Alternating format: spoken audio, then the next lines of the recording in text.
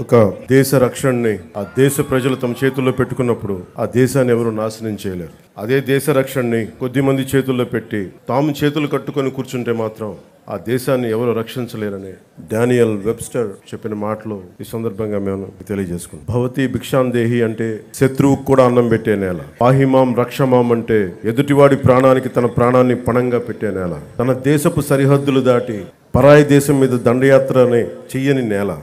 అలాంటి నేల మీద ముష్కర మూకలు దండయాత్రలు చేసిన ఈస్ట్ ఇండియా కంపెనీ, బ్రిటిష్ సామ్రాజ్యవాదులు ఈ నేల సంపదలని కొల్లగొట్టిన వర్తమానంలో నియంతృత్వ ధోరణితో ప్రజా జీవితాన్ని అస్తవ్యస్తం చేస్తూ ప్రభుత్వ ఖజానాన్ని, ఆస్తుల్ని దోపిడీ చేసిన ఎవ్వరినీ కూడా ఈ దేశ ప్రజలు కాలానుగుణంగా వీరందరికీ చాలా బలమైన గుణపాఠాలు నేర్పారు. అలాంటి ధైర్య సాహసాలతో నిండి ఉన్న నా భారతదేశ ప్రజలకి, నా అన్నదమ్ములకి, నా అక్క చెల్లెళ్ళకి, పెద్దలకి, పిన్నలకి, మహిళలకి, మబ్బుల్లో పరిగెత్తే పిడుగుల్లాంటి యువతి యువకులకి 78వ స్వాతంత్ర దినోత్సవ శుభాకాంక్షలు. ఈ వేడుకలకు విచ్చేసిన ప్రజాప్రతినిధులు, అధికార అనధికార ప్రముఖులు, జిల్లా ప్రజలందరికీ నా హృదయపూర్వక స్వాతంత్ర దినోత్సవ శుభాకాంక్షలు. ఒక దేశపు ఆర్థిక పురోగతి, దానికున్న సహజ వనరులు, మానవ వనరుల కంటే కూడా ఆ దేశాన్ని నడిపిస్తున్న నాయకుల సమర్థత, సమగ్రత, ప్రతిభ, వారి దార్శనికత మీద ఆధారపడి ఉంటుంది.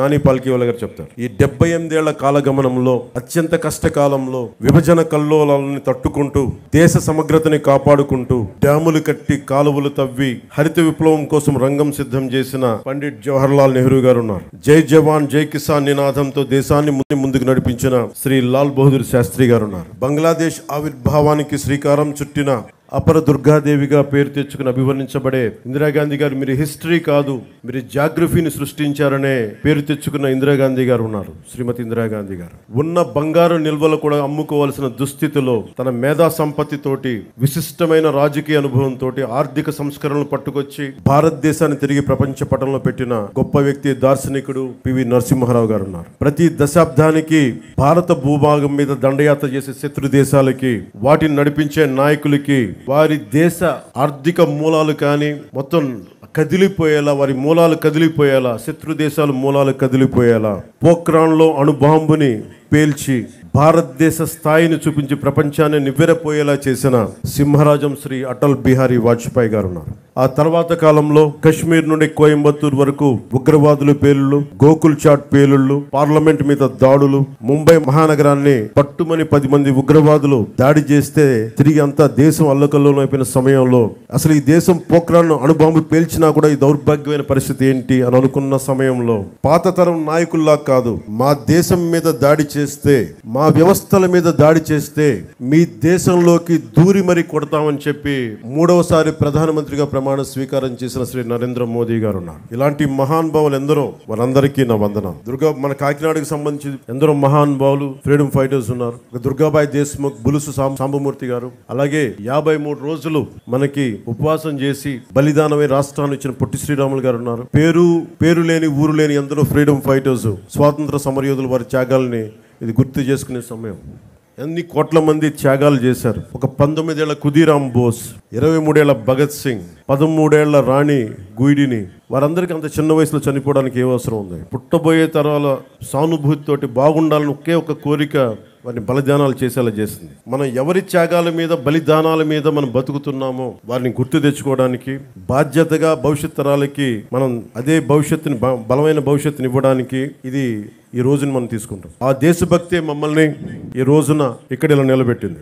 ఒక నియంతృత్వ ధోరణితో 3.5 కోట్ల మంది ప్రజల కోసం స్వాతంత్ర స్ఫూర్తిని తీసుకుంటూ ఈ రోజు మీ ముందు నిలబడ్డాం. ఇదే రోజున సంవత్సరం కరెక్ట్గా 78 సంవత్సరాల క్రితం ఇంకా మన పక్కనున్న తెలంగాణకి ఇంకా స్వాతంత్రం రాలా. నెహ్రూ గారు ఎర్రకోట మీద జెండా ఎగరేస్తున్నప్పుడు పక్కనున్న పంజాబ్లో వేలాది మంది ఆడపడుచుల మానాలకి అవమానం జరిగింది. మన పక్కనున్న తెలంగాణలో రజాకారులు అర్ధనగ్నంగా ఆడపడుచుల్ని బతుకమ్మాడించిన పరిస్థితులు. అలాంటి పరిస్థితులను తట్టుకొని తూర్పు పాకిస్తాన్గా 2 విడిపోయి ఇప్పుడు ప్రస్తుత బంగ్లాదేశ్ విడిపోతూ ఎన్ని లక్షలాది మిలియన్స్ ఆఫ్ పీపుల్ రోడ్ల మీద పడిపోయి ఉన్న ఊరిని, సొంత ఊరిని, ఇళ్ళని వదిలేసి కాందీసుకులుగా ఏర్పడ్డారు. వారి బలిదానాల మీద ఈ దేశం నిర్మించబడింది. వారి బలిదానాలను గుర్తు తెచ్చుకునే రోజు.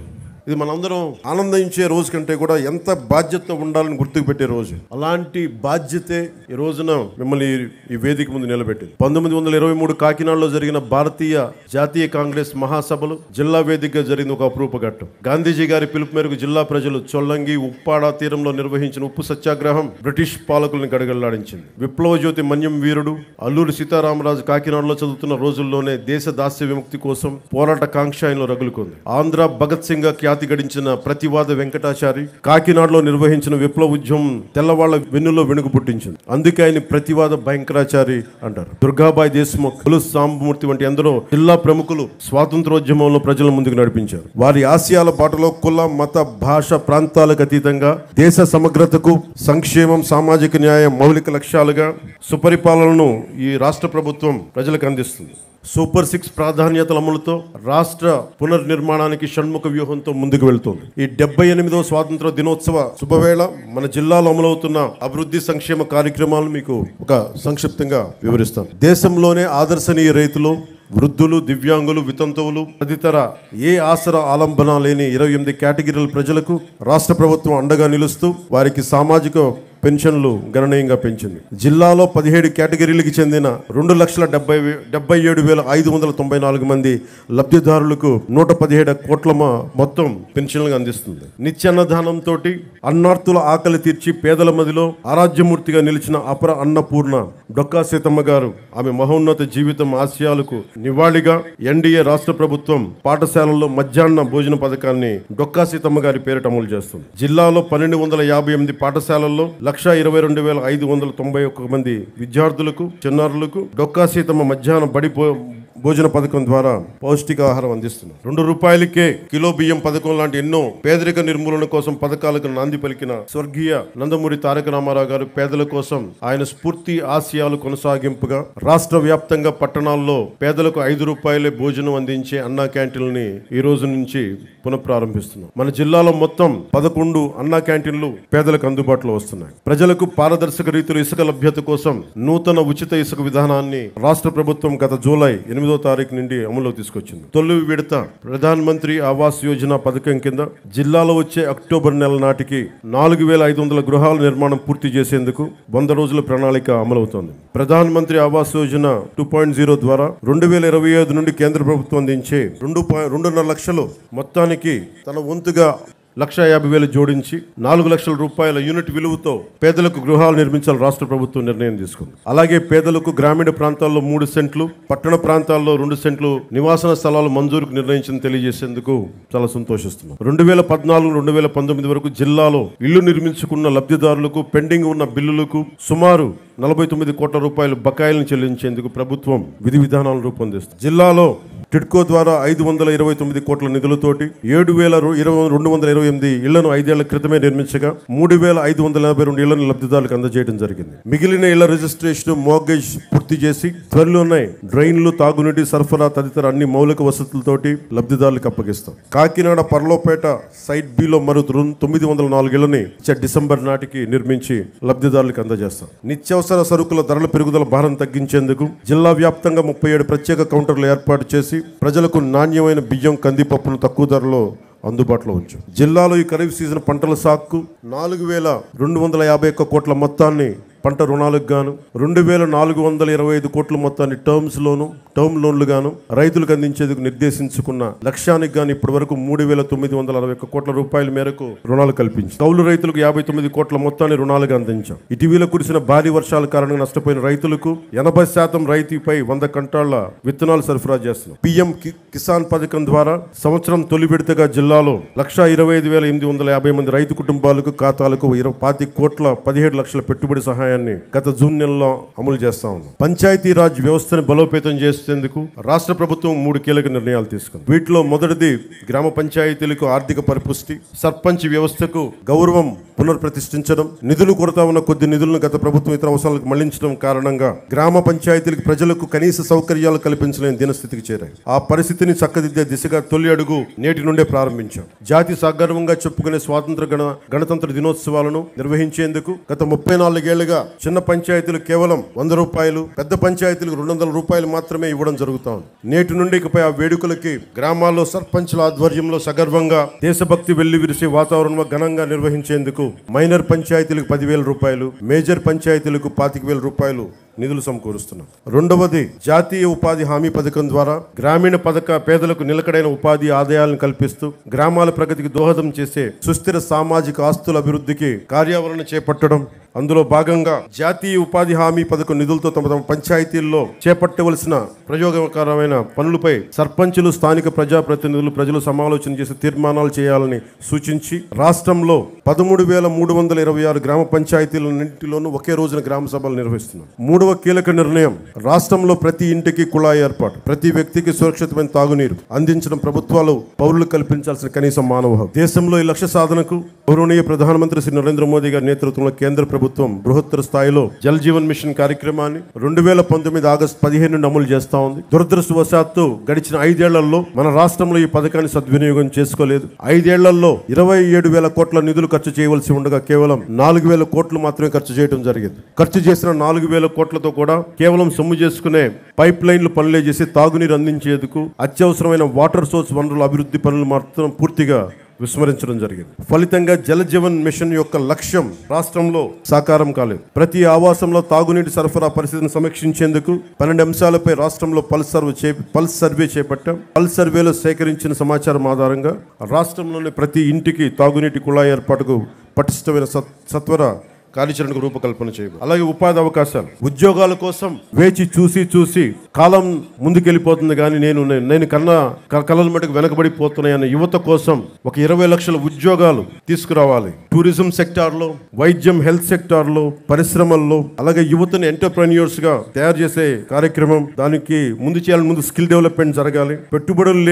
పెట్టుబడులు వచ్చేలాగా పొలిటికల్ స్టెబిలిటీతో ఈ రాష్ట్ర పెట్టుబడిదారులందరికీ ఎవరైతే పెట్టుబడి వస్తారో పారిశ్రామిక వారికి భరోసా ఇవ్వడం పొలిటికల్ స్టెబిలిటీతో. అలాగే 974 కిలోమీటర్లు, దాదాపు మిగతా అన్ని కలుపుకుంటే 1047 కిలోమీటర్ల తీర ప్రాంతం ఉంది. ఈ తీర ప్రాంతంలో యువతకి ఈ నీలి విప్లవం ద్వారా మత్స్య సంపద మీద, వాటికి సంబంధిత వ్యాపారాల మీద ఒక బలమైన ప్రణాళికతో ముందుకు రాబోతున్నాం. సామాజిక వెనుకబాటుతనాన్ని గుర్తించి అన్ని సామాజిక వర్గాల్లో కూడా డబ్బు వచ్చేలాగా, డబ్బు అంటే కేవలం కొద్ది మందిగా ఉండిపోవడమే కాదు, క్రీమీ లేయర్ కాకుండా అందరికీ డబ్బు రావాలి, ఆ విధంగా ప్రత్యేక దృష్టి పెడుతున్నాం. అలాగే టూరిజం సంబంధించి కోస్టల్ టూరిజం ఉంది, టెంపుల్ టూరిజం ఉంది, ఎకో టూరిజం ఉంది. వీటన్నిటిలో కూడా యువతకి ప్రాతినిధ్యం లభించేలాగా చర్యలు తీసుకుంటున్నాం. అలాగే యువ రైతు, 1,00,000 మంది యువ రైతులను తయారు చేయాలి సేంద్రియ రైతులుగా అనేది ఈ ప్రభుత్వం యొక్క లక్ష్యం. యువతని నిర్వీర్యం, నిస్తేజం చేస్తున్న మాదక ద్రవ్యాల సాగు, గంజాయి సాగు, రవాణా విక్రయాలను సమూలంగా నిర్మూలించేందుకు భారత్ లక్ష్యంగా జిల్లాల గత జూన్ నుండి నషాముక్త భారత్ అభియాన్ కార్యక్రమం ద్వారా వివిధ ప్రభుత్వ శాఖల, స్వచ్ఛంద సంస్థల సమన్వయంతో 100 రోజులు ఒక ఉద్యమాన్ని నిర్వహిస్తుంది. జిల్లాలో శాంతి భద్రతను పరిరక్షిస్తున్న పోలీస్ సూపరింటెండెంట్, వారి సిబ్బందికి, పేదరిక నిర్మూలన సహకరిస్తున్న బ్యాంకుల అధికారులకి సందర్భంగా ప్రత్యేకమైన అభినందనలు తెలియజేస్తుంది. గత ప్రభుత్వంలో చాలా క్షీణించిపోయింది. ఉమ్మడి కర్నూలు జిల్లాలో 10 ఏళ్ల పాపని పూర్తిగా 18 ఏళ్ళు రాని పిల్లలు, 14 ఏళ్ళు 13 ఏళ్ళ పిల్లలు మానానికి భంగం కలిగించేలా ఎలా ప్రవర్తించారో మనందరికీ తెలుసు. 14 ఏళ్ల సుగాలి ప్రీతికి స్కూల్కి వెళ్ళిన సుగాలి ప్రీతి తిరిగి ఇంటికి రాలేదు, శవమై తిరిగి వచ్చింది. ఎటు చూసినా గత ప్రభుత్వ కాలంలో లా అండ్ ఆర్డర్ చాలా బలహీనపడిపోయింది, నిర్లక్ష్యం చేయబడ్డాయి విల్ఫుల్ గా. ఈ ప్రభుత్వం లా అండ్ ఆర్డర్ ని చాలా బలంగా తీసుకుంది. ఇక్కడ లా అండ్ ఆర్డర్ సరిగ్గా లేకపోతే పెట్టుబడులు వచ్చినా కానీ వెనక్కి వెళ్ళిపోతాయి. పెట్టుబడులకి, ఉద్యోగాలకి, రాష్ట్ర అభివృద్ధికి చాలా కీలకం లా అండ్ ఆర్డర్. అన్ని సభల్లో అధికారులందరికీ, కలెక్టర్ సదస్సులో ఒకటే చెప్పి, లా అండ్ ఆర్డర్ చాలా బలంగా ఉండాలి. ఒక ఆడబిడ్డ ఇంట్లో నుంచి బయటికి వెళ్ళి క్షేమంగా తిరిగి ఇంటికి వెళ్ళాలి, ఆ స్థితిలో ఉండాలని మేము కోరుకుంటా ఉన్నాం. చాలా లా అండ్ ఆర్డర్ మీద చాలా అన్కాంప్రమైజింగ్ యాటిట్యూడ్, అన్కాంప్రమైజింగ్ ధోరణితోటి చాలా బలంగా ముందుకెళ్తాం. ఈ సందర్భంగా మీకు ఒకటే తెలియజేసుకుంటా ఉన్నాం. చిన్నపాటి సంఘటన, యూపీఏ 2 గవర్నమెంట్ ఉన్నప్పుడు ముజ్ఫర్ నగర్లో ఒక ఆడబిడ్డని, ఒక వర్గానికి చెందిన ఆడబిడ్డని ఇంకొక వర్గం అబ్బాయిలు ఇబ్బందికి గురి చేస్తే వాళ్ళ ఆడబిడ్డ అన్నదమ్ములు వచ్చి గొడవ పెట్టుకుంటే, ఎందుకు మా చెల్లిని ఏడిపిస్తున్నారంటే అది మొత్తానికి ఒక కమ్యూనల్ గొడవ అయిపోయింది. యాక్చువల్గా చూస్తే అది ఒక law and order issue. So law and order ని సరిగ్గా గనక మనం చేయకపోతే అది ఏ స్థాయి గొడవలని వెళ్ళిపోతాయి. అందుకని ఈ ప్రభుత్వం లా అండ్ ఆర్డర్ మీద చాలా చాలా బలమైన నిర్ణయాలు తీసుకుంటారు. సోషల్ మీడియాలో పోస్టుల దగ్గర నుంచి బయట విచ్చలవిడిగా మాట్లాడేవాళ్ళు, ఆడబిడ్డల మాన ప్రాణాలని ఇబ్బంది పెట్టేవాళ్ళు, దాడులు చేసేవాళ్ళు, దౌర్జన్యాలు చేసేవాళ్ళు కొంచెం జాగ్రత్తగా ఉండాల్సిన సమయం. ఆడబిడ్డల మాన ప్రాణ సంరక్షణలకు ఇబ్బంది కలిగిన, సగటు మనిషి ఆస్తిపాస్తులకు ఇబ్బంది కలిగిన, దేశ సమగ్రతకి భంగం కలిగించిన, సామాజిక భద్రతకి భంగం కలిగించిన ఈ ప్రభుత్వం చాలా గట్టి నిర్ణయాలు తీసుకుంటుంది. అధికార ఎస్పీలకు కానీ కలెక్టర్ చాలా స్పష్టంగా చెప్పాం మన కలెక్టర్ సదస్సులో. అన్కాంప్రమైజింగ్ యాటిట్యూడ్ తోటి, రాజీ లేని ధోరణితోటి లా అండ్ ఆర్డర్ ని ముందుకు తీసుకెళ్లాలని ఈరోజు రాష్ట్రం లోతుకెళ్ళి చూస్తే, గతంలో కూడా తెలుసు, లోతుకెళ్ళి చూస్తే ఏ స్థాయిలో ఆర్థిక వ్యవస్థ ఉందంటే చిన్న భిన్నం అయిపోయింది. వేలాది కోట్లు, 4,000 కోట్లతోటి పంచాయతీరాజ్ మేము జల్ జీవన్ మిషన్ కి నిర్మించామని చెప్తే పైపులు వేశారు, కానీ ఆ పైపులకి సంబంధించిన వాటర్ సోర్స్ ఇవ్వలేదు. అందుకే దాని మీద పల్స్ సర్వే జరిపిస్తా ఉన్నాం. లా అండ్ ఆర్డర్ తో పాటు ప్రజా సంపదని దుర్వినియోగం చేసిన ఎవరిని కూడా వదిలిపెట్టకుండా వారికి చట్టాల పరిధిలోకి తీసుకొస్తాం. ఉదాహరణకి మనకి ఏడీబీ రోడ్ అంటాం, 50 కిలోమీటర్లు కాకినాడ టు రాజమండ్రి. దానికి కావాల్సింది 390 కోట్లు. కొన్ని లక్షలాది మంది ఎప్పుడు తిరిగే రోడ్డు. అలాంటి రోడ్డుని దృష్టి వదిలేసి, అలాంటి ఇన్ఫ్రాస్ట్రక్చర్ ఫెసిలిటీస్ వదిలేసి గత ప్రభుత్వం 640 కోట్ల పైచిలుకుతోటి అక్కడ ఋషికొండలో ప్యాలెస్ నిర్మించుకున్నారు. ఎక్కడ ఈ డబ్బు వెళ్ళిపోతుందో మీకు అర్థమవుతా ఉంది కదా. ఇవన్నీ ఆగాలి.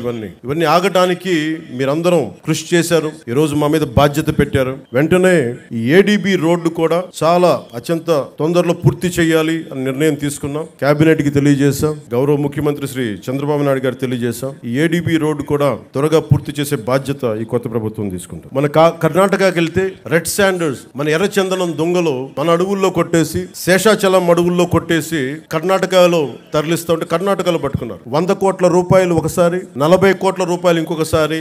ఆంధ్రప్రదేశ్ చెందిన ఎర్రచందనం దొంగల్ని మన కర్ణాటక ప్రభుత్వం తీసుకుంది. అక్కడ ఫారెస్ట్ అధికారులు చెప్పారు, వేలం వేశారు. ఆ డబ్బు కర్ణాటక ప్రభుత్వానికి వెళ్ళిపోయింది. అదే 140 కోట్లు కనుక మనకు ఉండుంటే, రాష్ట్ర ఖజానాలు కనుక ఉండుంటే ఎంతమంది విద్యార్థుల్ని అంబేద్కర్ విదేశీ విద్యా పథకానికి పంపించవచ్చు, ఫీజు రీఎంబర్స్మెంట్లు చేయొచ్చు, ఇలాంటి ఎన్నో చూడొచ్చు. కానీ దురదృష్టం ఆ పరిస్థితుల్లో లేదు. సో మేము ముందుకొచ్చి ఇవన్నీ బయటికి తీసి ఆ నిధుల్ని అవన్నీ తిరిగి మనకి చెందేలాగా ప్రయత్నాలు మొదలు పెడతాం. మా మీద చాలా బలమైన బాధ్యత పెట్టారు మీరందరూ. ఆ బాధ్యతని చాలా జాగ్రత్తగా బరువు బాధ్యతలతోటి ముందుకు తీసుకెళ్తాం. నేను డిప్యూటీ ముఖ్యమంత్రిగా ప్రమాణ స్వీకారం చేస్తున్నాను. నాకు కొన్ని పరిధిలోనే మాట్లాడాల్సిన అవసరం ఉంది. ఒకటైతే మీకు మాటిస్తున్నాను, ఈ ఎన్డీఏ ప్రభుత్వం, తెలుగుదేశం, భారతీయ జనతా పార్టీ, జనసేన, ఎన్డీఏ ప్రభుత్వం స్వాతంత్ర సమగ్రతకి స్ఫూర్తిని నింపేలాగే అభివృద్ధి ఉంటుంది. భావితరాల కోసం మేము అండగా నిలబడతాం. ఒక దేశపు సంపద నదులు కాదు, అరణ్యాలు కాదు, ఖనిజాలు కాదు, కలల ఖనిజాలతో చేసిన యువత. ఆ యువత కోసం పెద్ద ఎత్తున మన బాధ్యతతోటి పెద్ద ఎత్తున కార్యక్రమాలు చేపడతాం. ముఖ్యంగా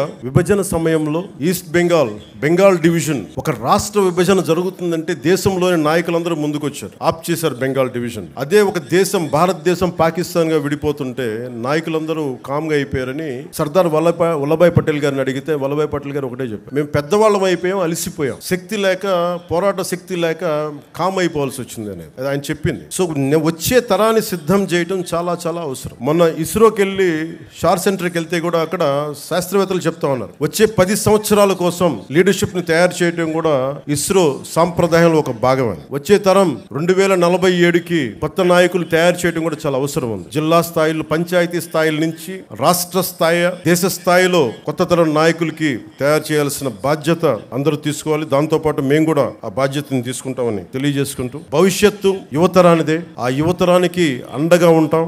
మాటలతో కంటే కూడా చేతుల్లో చెప్పి చూపిస్తామని తెలియజేసుకుంటూ, ఈ 78వ స్వాతంత్ర దినోత్సవ సందర్భంగా మరోమారు మీ అందరికీ పేరు పేరున ధన్యవాదాలు తెలియజేసుకుంటూ సెలవు తీసుకున్నాను. జై హింద్.